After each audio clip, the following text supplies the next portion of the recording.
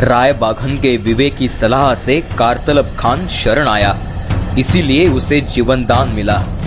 मुगलों की सेना फिर आ सकती है, इस संभावना का ध्यान रखते हुए सरनौबत नेतोजी पालकर को पीछे छोड़कर महाराज तान्हाजी मालुसरे, पिलाजी नीलकंठराव सरनाइक, त्र्यंबक भास्कर को लेकर आदिलशाही मुलुक में राज्य विस्तार करने सह्याद्री से कोंकण उतरे। महाराज दाभोल पहुंचे, यह खबर मिलते ही कई सारे थानेदार भाग खड़े हुए। जिन्होंने प्रतिकार किया उनका बिमोड़ कर महाराज आगे बढ़े। पालवणी का जसवंतराव दळवी, जिसने सिद्दी जौहर का साथ देकर विशालगढ़ को घेरा था, उसकी तो रातों की नींद हराम हुई। अपनी खैर नहीं सोचकर उसने श्रृंगारपुर के सूर्यराव सुर्वे का आसरा लिया। सूर्यराव ने महाराज से 4 हाथ करने की ठान ली। महाराज ने दाभोल में 2000 की फौज और शूर सरदार पीछे रख वे चिपळूण की ओर आगे बढ़े। चिपळूण जीतकर परशुराम का दर्शन कर उन्होंने संगमेश्वर जीत लिया। यहाँ तान्हाजी और पिलाजी को रखकर वे आगे देवरुख चल पड़े। महाराज ने लड़ाई की फिराक में बैठे सूर्यराव को स्वराज्य में शामिल होने का आह्वान किया। सूर्यराव ने समझदारी दिखाते हुए अपने आप को कृतपुत्र मतलब खरीदा हुआ गुलाम कहकर स्वराज्य सेवा में दाखिल होना उचित समझा। अब महाराज के निशाने पर था राजापुर, अर्थात अंग्रेज, जिन्होंने सिद्दी को काफी मदद की थी। 4000 की फौज लेकर महाराज ने राजापुर की ओर कूच किया। राजापुर बंदर विजापुर सल्तनत में आता था। यहां तक शिवाजी महाराज खुद आएंगे, यह कल्पना भी किसी ने न की थी। शहर की सीमा पर रुककर उन्होंने गरीबों को लूटकर मस्तवाल, साहूकार तथा व्यापारियों को बुलाकर उनसे हर्जाना वसूला। उनके साथ मान न मान मैं तेरा मेहमान बनकर आ पहुंचा हेनरी रेविंगटन। महाराज ने उसे कैद कर उसके गोदाम लूटने का आदेश दिया। राजापुर में बसे मूर, अरब, ईरानी, मस्कती परधर्मीय अमीरों के साथ स्वधर्मीय अमीरों को मराठों ने लूटा। अंग्रेजों को तो मराठों ने पूरा लूट लिया। हेनरी रेविंगटन कैद में था ही, अब रैंडोल्फ टेलर, फेरॉन्ड, Richard Taylor, Gifford, Richard Napier और सैमुअल बर्नार्ड, इन अंग्रेजों को मराठों ने कैद किया। साथ में 24,000 होन यानी 90,000 रुपयों की अंग्रेजों की संपत्ति हथियाई। अंग्रेज कैदियों को महाड़ नजीक सोनगढ़ और वासोटागढ़ पर रवाना किया। राजापुर मुहिम में महाराज के हाथ एक नायाब हीरा लगा, बालाजी आऊजी चित्रे। विजापुर दरबार में फिर चिंता का माहौल बना। यह शिवाजी नाम का तूफान आदिलशाही को डुबा देगा, इसका क्या करे? प्रश्न ही प्रश्न अली बादशाह के सामने खड़े थे। 20 दिसंबर 1660 को बेगम ने मजबूर होकर मक्का का रास्ता पकड़ा। बादशाह को कोंकण प्रांत में शिवाजी के राज्य विस्तार की खबर लगते ही उसने महाराज से जा मिले सूर्यराव सुर्वे को शिवाजी का बंदोबस्त करने का हुक्म दिया। 1 महीना पहले स्वराज्य में दाखिल सूर्यराव बागी बन बैठा। संगमेश्वर में तानाजी पिलाजी रुककर स्वराज्य व्यवस्था सुचारू कर ही रहे थे कि एक रात अचानक सूर्यराव की फौज ने एकाएक उन पर हमला बोल दिया। मराठे सतर्क थे। तानाजी और पिलाजी के सेना ने भी प्रतिकार किया। सूर्यराव मंजा हुआ योद्धा था, पर उसके सामने खड़ा था वीर योद्धा तानाजी मालुसरे, जिसके सामने उसकी एक न चली। लेकिन पिलाजी का प्रतिकार कमजोर होते गया। वह भागने की तैयारी में था, तभी तान्हाजी ने वहां पहुंचकर उसकी नामर्दगी पर शब्दों से तीखा प्रहार किया। उसने बड़े पत्थर से पिलाजी को बांध दिया और बोला, देख मर्द कैसे लड़ते हैं। और फिर तान्हाजी सूर्यराव की सेना पर टूट पड़ा। श्रृंगारपुरी फौज इस हमले के सामने फीकी पड़ी। सूर्यराव जान बचाने भाग रहा था। पिलाजी को रिहा कर तान्हाजी ने उसे समझदारी की बातें बताई। महाराज को खबर मिलते ही वे फौज लेकर संगमेश्वर पहुंचे। स्वराज्य सैनिकों का हौसला बढ़ा।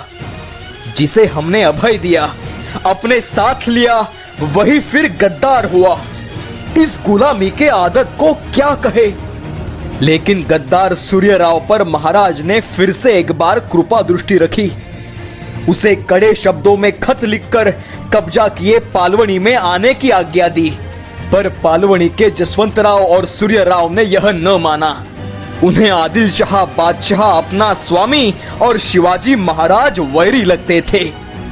महाराज क्रोधित होकर 15,000 की फौज लेकर श्रृंगारपुर पर आक्रमण कर रहे हैं, यह सुनकर सूर्यराव ने जिंदगी बचाने हेतु निर्णय लिया भाग जाने का। सूर्यराव भागने में सफल हुआ। उस गद्दार को दंडित न कर पाए, इस बात की रंजिश महाराज के दिल में रही। महाराज का स्वराज्य कभी का नर्मदा पार होता, पर उन्हें तो अपनों से ही लड़ना पड़ा। श्रृंगारपुर और प्रभावड़ी स्वराज्य में आए। उसके आगे और दक्षिण में रेडी, बांदा, अरोंदा, तेरखोल तक जाकर वहां के भोसले सावन का राज्य महाराज स्वराज्य में जोड़ सकते थे, पर पुणे में शाइस्ते खान कहर बरसा रहा था। वापसी में महाड़ 2 दिन रुककर महाराज जुलाई के शुरुआती दिनों में राजगढ़ पर दाखिल हुए। वहीं पर मंबाजी नाइक पानसरे ने कुलस्वामिनी अष्टभुजा भगवती की सुंदर मूर्ति निर्माण कर महाराज के दर्शनार्थ राजगढ़ पर लाई। उसकी प्राण प्रतिष्ठा प्रतापगढ़ पर की गई। इसी बीच शास्ता खान का प्रख्यात सरदार नामदार खान ने कल्याण भिवंडी प्रांत पर हमला किया। महाराज निकले ही थे, लेकिन कोंडाना पर हुए फितूरी की खबर राजगढ़ आ पहुंची। मोरोपंत पिंगड़े, निळोपंत, गोंदाजी पांढरे, रुमाजी अहिरे, कोंडाजी नाइक, इन वीरों को तुरंत कोंडाना रवाना किया। यह मामला निपट जाने पर महाराज ने जावड़ी के सूबेदार कृष्णाजी बाबाजी और वाघोजी तुपे के साथ कल्याण की ओर रुख किया। आकस्मिक छापा डालकर उन्होंने नामदार खान का काफी नुकसान किया।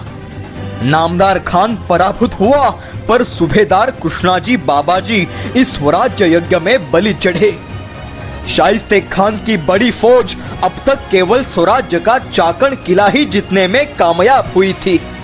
सरफराज खान और 18 सरदार उनके साथ राय बाघन भी नेतोजी को काबू में लाने की कोशिश में थी। इसी दौरान 30 अगस्त 1663 ईस्वी को एक बड़ी हस्ती वेंगुर्ला बंदरगाह में उतरी। बड़ी बेगम साहिबा मक्के से लौट रही थी। राजापुर में 15 मार्च 1661 ईस्वी को गिरफ्तार किए अंग्रेज अब तक यानी 17 जनवरी 1663 ईस्वी तक मराठों की कैद में ही थे। उसमें से रिचर्ड नेपियर और सैमुअल बर्नार्ड की कैद में ही मृत्यु हुई। पन्हाड़गढ़ पर तोपों से किए हमले की बड़ी कीमत चुकानी पड़ी अंग्रेजों को। इन कैदियों को पत्र व्यवहार की सहूलियत थी। उन्होंने मुंबई और सूरत के अंग्रेजों से बातचीत जारी रखी। अंग्रेजों को पन्हाड़ा गद्दारी का सबक मिले तथा दोरोजी को दिए जंजीरा के सिद्दी के खिलाफ मदद करने का वचन न निभाने की कीमत पता चले, ऐसा सबक महाराज देना चाहते थे। बंदी हेनरी रेविंगटन बीमार हुआ। उसे मुदत देकर छोड़ा गया। सूरत पहुंचकर 1 साल भर में वह गुजर गया। बाद में सूरत के अंग्रेज प्रेसिडेंट एंड्रयूज ने महाराज को कई सारे विनती पत्र लिखे, पर उनमें दंड और जंजीरा के सिद्दी के खिलाफ मदद का जिक्र भी न था। महाराज ने उन पत्रों को अनदेखा किया। आखिरकार 2 वर्ष बाद बचे कुचे अंग्रेजों को कैद से रिहा किया। महाराज के सामने अब प्रश्न था शास्ता खान का। कारतलब खान, नामदार खान जैसे एक एक सरदारों से निपटते रहे तो मुगल कभी खत्म ही न होंगे। इस मर्च पर रामबाण चलाने की आवश्यकता थी। वह रामबाण चलाना था सीधे पुणे के लाल महल में बैठे शास्ता खान पर, जिससे स्वराज्य को सुकून मिलता। और परियोजना तैयार हुई। लाल महल के इर्द गिर्द 1,00,000 लाख मुगल फौज तैनात थी। जसवंत सिंह और 60 सरदार उनमें थे। इतना सख्त पहरा था कि एक भी मराठा व्यक्ति अंदर घुसना मुश्किल था। ऐसे में पुणे में प्रवेश भी कैसे पाए? पुणे में प्रवेश पाए तो भी लाल महल में बसे उस शास्ता खान तक कैसे पहुंचे? लाल महल में महाद्वार के अंदर आने का कोई रास्ता भी न था। लाखों सैनिकों की निगाह से बचकर लाल महल की तटबंदी को लांघकर शास्ता खान से भिड़त की महाराज योजना बना रहे थे, जिसमें वे खुद जाकर सीधा शास्ता खान पर घाव करना चाहते थे।